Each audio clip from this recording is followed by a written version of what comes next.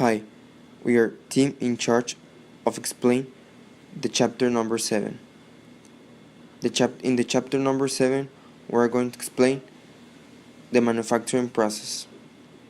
But before that, the members that compose the team is Alan Ariel, HÉCTOR Martínez, ISAI NUMATA, Carlos CANSINO, and JOSÉ SANTOS. But before we enter to the manufacturing process, we first need to know what is a process. A process usually consists of 3 simple points. The first one is a set of tasks. Each task in a process accomplishes, to a certain degree, the transformation of input into the desired output. The second one is a flow of material and information that connects the set of tasks. The flow in a process consists of material flow, as well as flow of information. The flow of material transfers a product from one task to the next task. The flow of information helps in determining how much of the transformation has been done in the previous task and what exactly remains to be completed in the present task. The third one is storage of material and information. When neither a task is being performed nor a part is being transferred, the part has to be stored. Goods in storage, waiting to be processed by the next task, are often called work in process inventory. Process analysis involves adjusting the capacities and balance among different parts of the process to maximize output or minimize the cost with available resources. Now that we know what is a process, we can start with the manufacturing process. We are going to start with what a manufacturing process is. The manufacturing processes are used to make everything that we buy, ranging from the apartment building in which we live to the ink pens with which we write. The first step is source step, where parts are procured from one or more suppliers, followed by the make step, where manufacturing takes place, and then the delivery step, where the product is shipped to the customer. For example, in the case of consumer products such as televisions or clothes, customers normally want these products on demand for quick delivery from a local department store. As a manufacturer of these products, we build them ahead of time in anticipation of demand and ship them to the retail stores, where they are carried in inventory until they are sold. At the other end of the spectrum are customs products, such as military airplanes that are ordered with specific uses in mind and that need to be designed and then built to the design.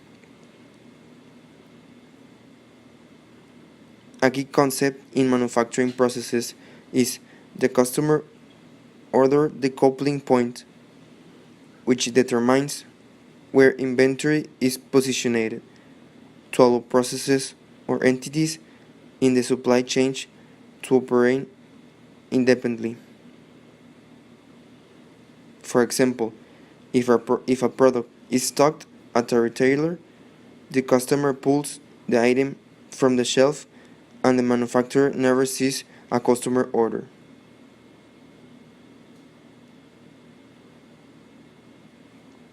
A make stock is a production environment where the consumer is served on demand from finished goods inventory.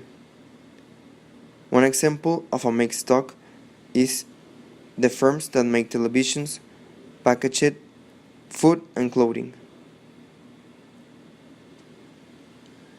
The assembly to order is a production environment where the pre-assembled components Sub-assemblies and modules are put together in response to a specific consumer order. One example of the assemble to order are the Dell computers.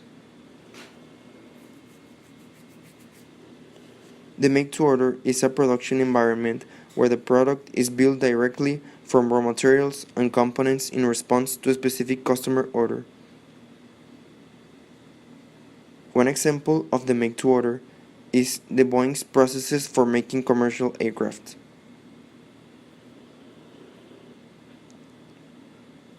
The engineer-to-order is when the firm works with the customer to design the product, which is then made from purchased material, parts, and components. One example of the engineer-to-order are the Lockheed Martin Satellite Division.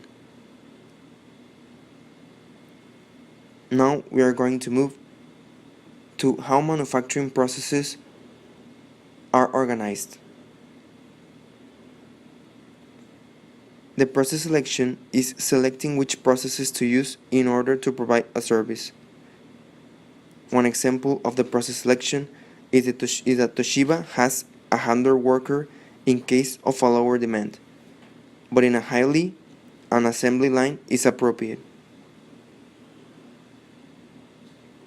The project layout is the product remains at one location, and equipment is moved to the product. A high degree of task ordering is common. May be developed by arranging materials according to their assembly priority.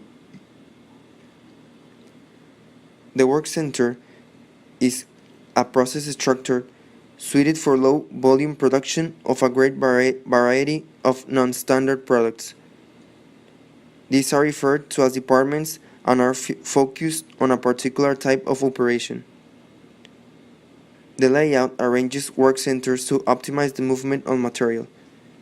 In a low volume, in a toy store for example, they ship, paint, sew the material. The manufacturing cell layout is a dedicated area where a group of similar products are produced. The cells perform specific processes dedicated to a limited range of products. These are used for assembly works.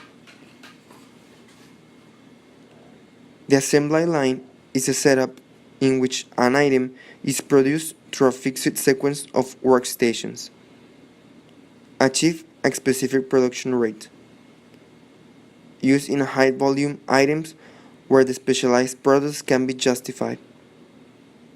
Used commonly with some form of handling material device, for example, in automobiles.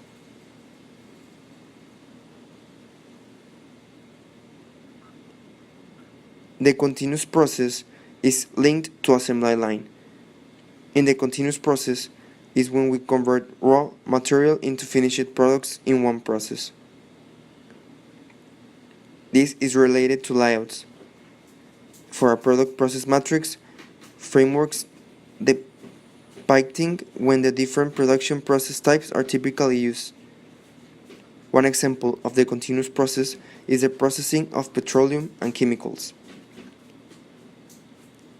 The break-even analysis presents alternatives, profits, and losses due to the number of units produced and sold. Most suitable with a large investment and fixed cost. The choices depend on the demand.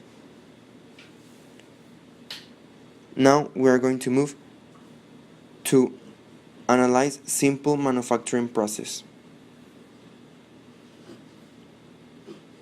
The manufacturing process flow design is a method to evaluate the specific process that raw material, parts, and subassemblies follow as they move through the plant.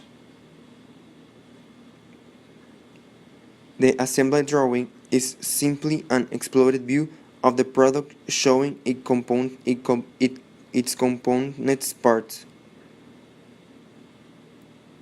The assembly chart uses the information present in the assembly drawing and defines how parts go together, the order of assembly, and often the overall material flow pattern. The operation and route sheet specifies operations and processes routing for a particular part. The process flow card denotes what happens to the product as it processes through the productive facility.